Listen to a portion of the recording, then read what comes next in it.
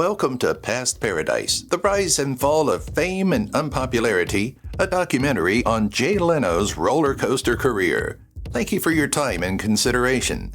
In this episode, we discuss Jay Leno's dramatic highs and lows, from his pioneering success as host of The Tonight Show to NBC's acrimonious ultimatum that ended his career. Between these extremes, we discuss Jay Leno's tremendous ups and downs. Let's start with his amazing achievement as The Tonight Show host. We'll examine how Jay Leno handled late-night television's ever-changing climate, his strong battle with Conan O'Brien, and the unexpected turns that led to its public fall and recovery. Additionally, we will examine how he overcame Conan O'Brien's fierce objections. This is an in-depth look at the person behind the laughs, network conflicts, and celebrity fluctuations that changed comedy. Get ready for insights you need to know. A catastrophic event. Undoubtedly, Jay Leno's life has been filled with many experiences. Let's start with the most recent information.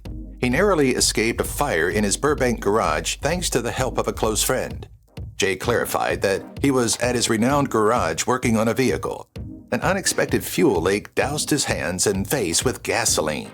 The comic caught fire and suffered third-degree burns on the left side of his face as the spark exploded.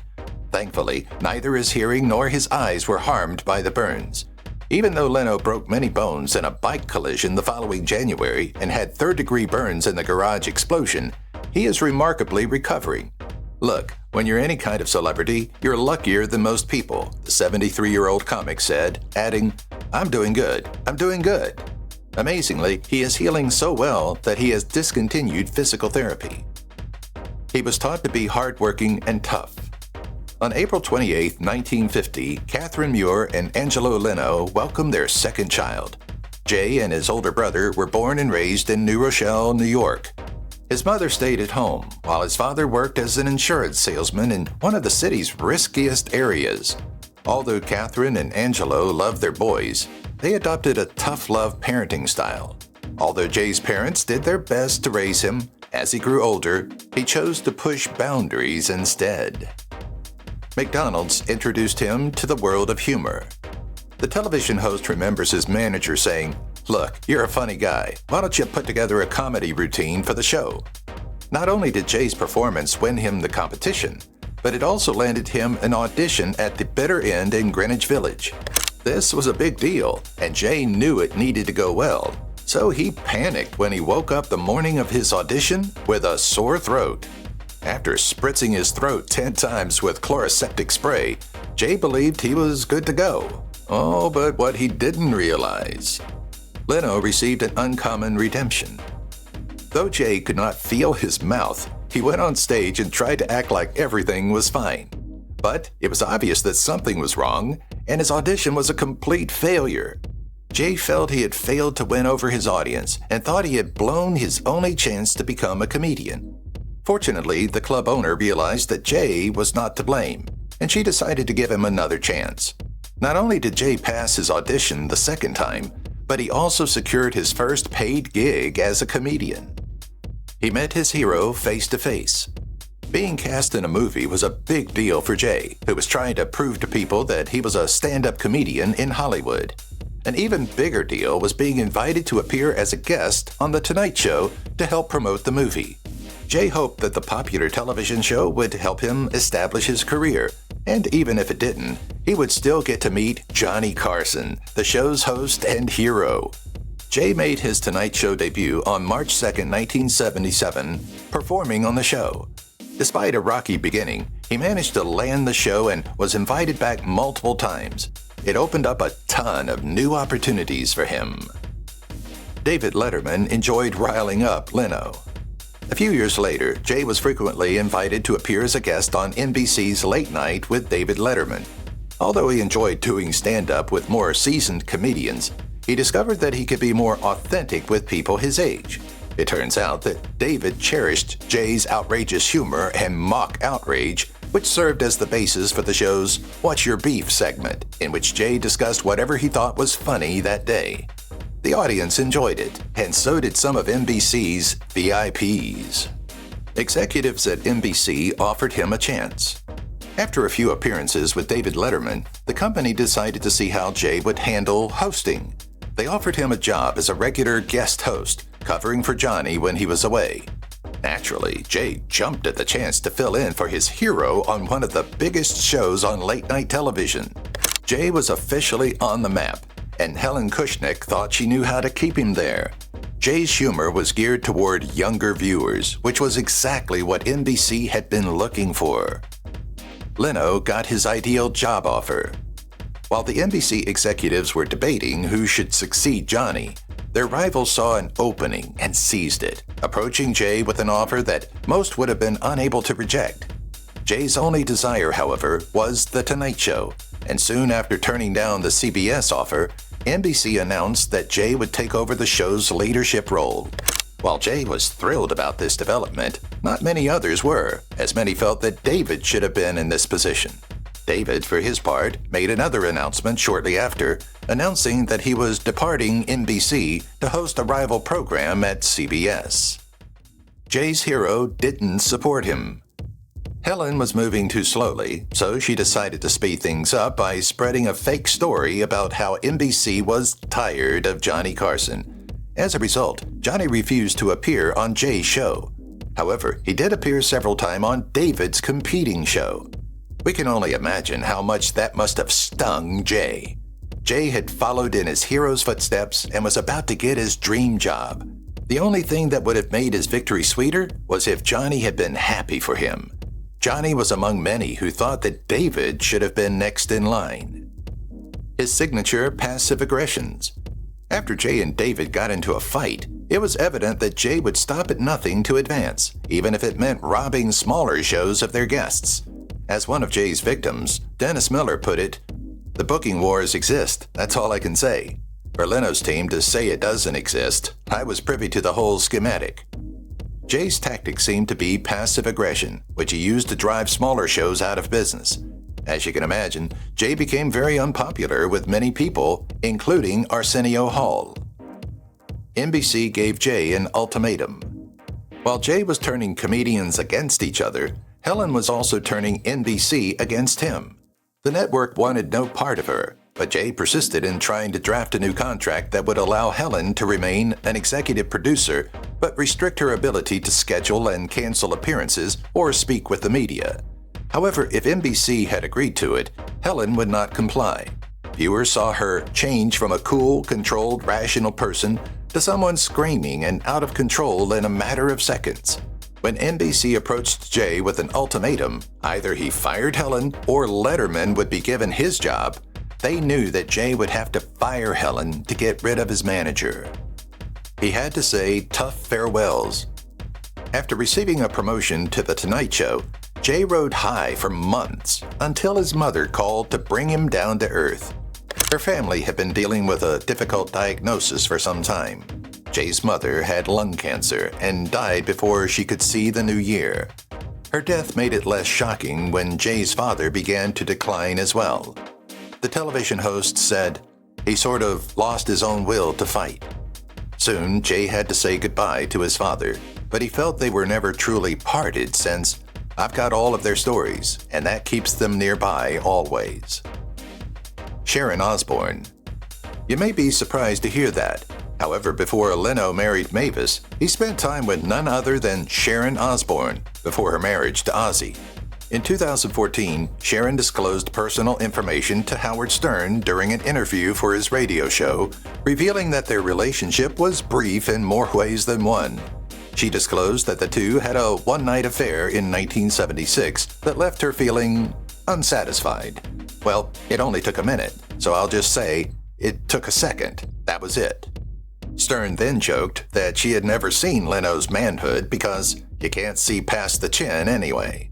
She even disclosed to Howard that they didn't wear protection, asking, "It was the 70s. Who effing wore protection in the 70s?" A visitor ignited his chair. Jay realized very quickly after taking over his new position that The Tonight Show had the potential to spiral out of control. Part of his job was to keep his audience entertained, but another was to ensure that his guests behaved. Some guests were easier to control than others, but Bobcat Goldthwait was one of the exceptions. During the interview, Bobcat set his guest chair on fire.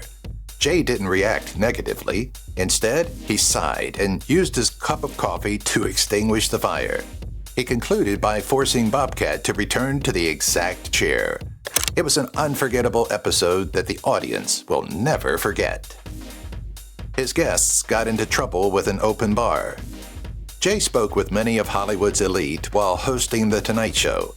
One of the celebrities he spoke with was director Quentin Tarantino, who was in town to promote his latest movie, Kill Bill. Jay was excited about their interview, but quickly realized it would not go as planned because Quentin had become friends with the open bar in the green room and was very drunk when he arrived on set.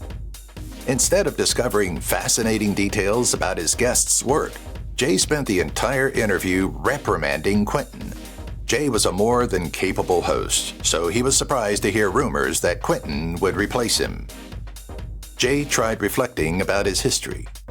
Jay was flooded with memories of his feud with Letterman and tried to avoid making the same mistake. In 2004, Jay tried to get ahead of the rumors by announcing that he would retire in 2010 and that everything would be handled peacefully. That's what Jay wanted people to think. But in reality, he was devastated and determined to keep his show. Jay had settled into his position as host of The Tonight Show and couldn't see himself doing anything else. A somber day in the history of television. Jay's plotting was put on hold on January 23, 2005, when the world of American television was rocked by tragedy. Their beloved host, Johnny Carson, had died of emphysema. Although they had fallen out, Johnny had not only shaped Jay's career, but also had someone he looked up to. To pay tribute to his hero, Jay dedicated an entire episode of The Tonight Show to Johnny and everything he stood for. Jay began the show by saying, "As a performer, I don't think I ever wanted to impress anyone more than Johnny Carson. He had that effect on all comedians." Each guest that followed him shared his favorite memory of working with him. Jay was thrilled that, for once, one of his ideas had come to pass. The stalker of his guest entered the set. Shortly after his homage to Johnny, The Tonight Show returned to featuring eccentric guests, most of whom were harmless and funny enough to make for enjoyable viewing. But things became dangerous during Colin Farrell's interview in 2006. As a Hollywood star, Colin has a large following, most of whom are content to admire him from a distance.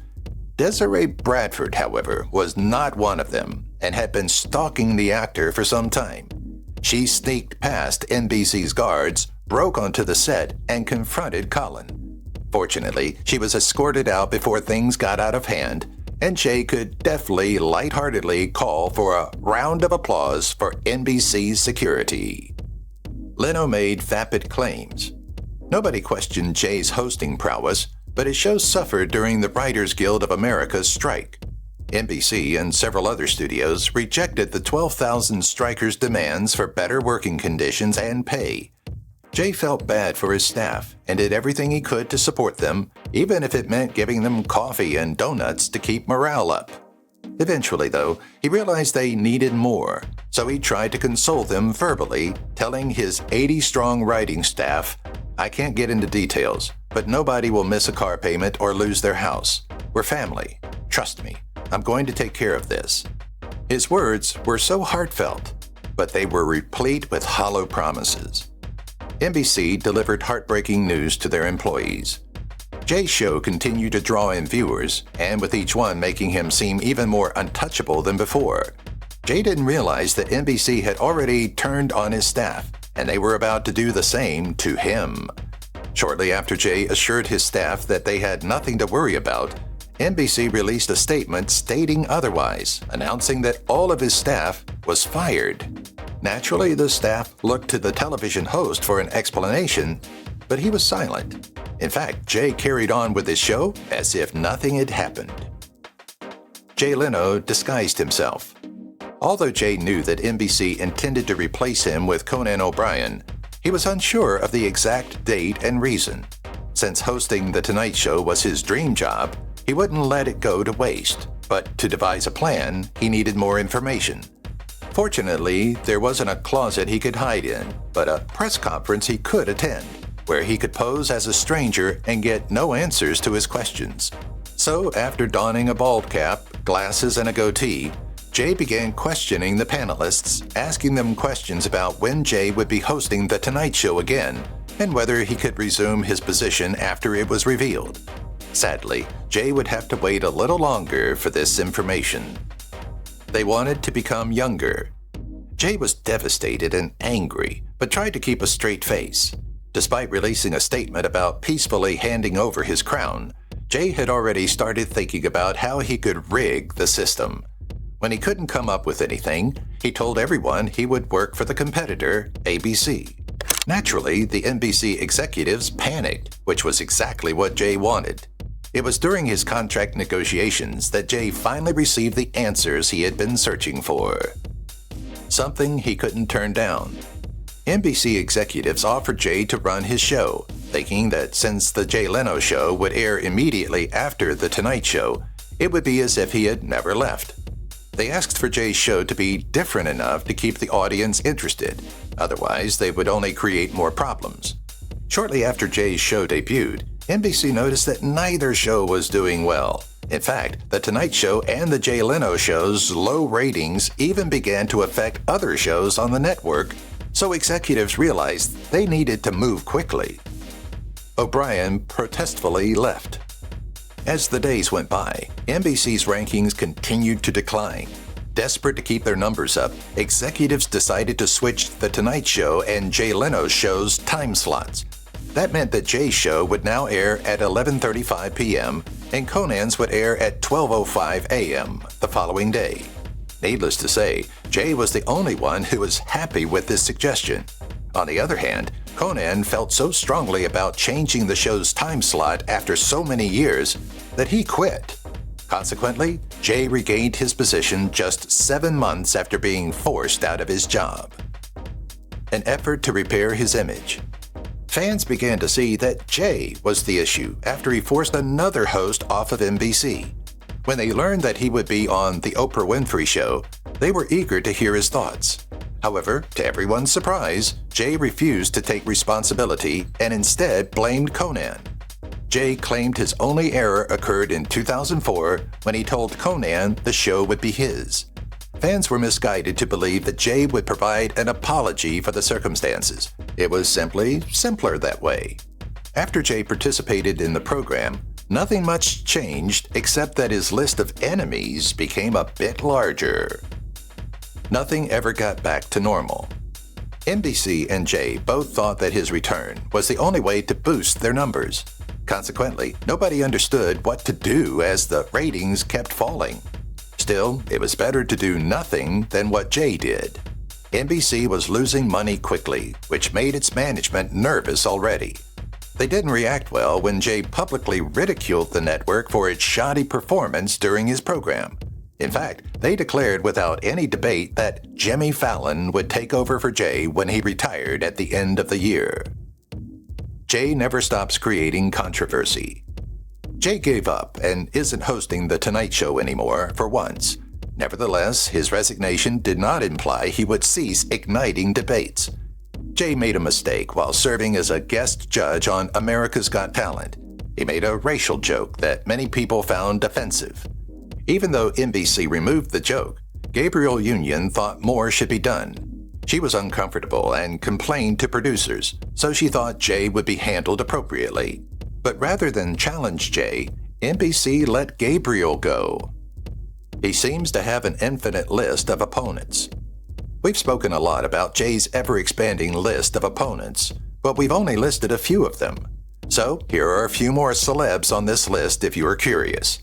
Howard Stern questioned, "Where's the emotion?" While Arsenio Hall called Jay a punk-ass Leno. George Lopez called Jay the biggest two-faced dude on TV. Jimmy Kimmel planned the comedy version of The Tonight Show. Is mankind missing? Chris Rock called Jay Leno a bad man in an interview, while Patton Oswalt likened him to the disgraced President Richard Nixon. As you can see, this is just the very beginning. At least his money is still with him. Although Jay's kindness may not be universally acknowledged, it is certain that he was a highly wise financial manager. It turns out that Jay continued to do stand-up, which meant he was earning 2 salaries. Rather than blowing it all on frivolous expenses, Jay survived on one wage and saved the other. With his NBC paycheck banked, the former anchor now has a $450 million net worth. There's no denying that's a remarkable sum. Now that he's set for life, he could concentrate on treating his coworkers more kindly. If you've watched the video till here, that means you've enjoyed the video. Subscribe. Don't forget to turn on the notifications bell icon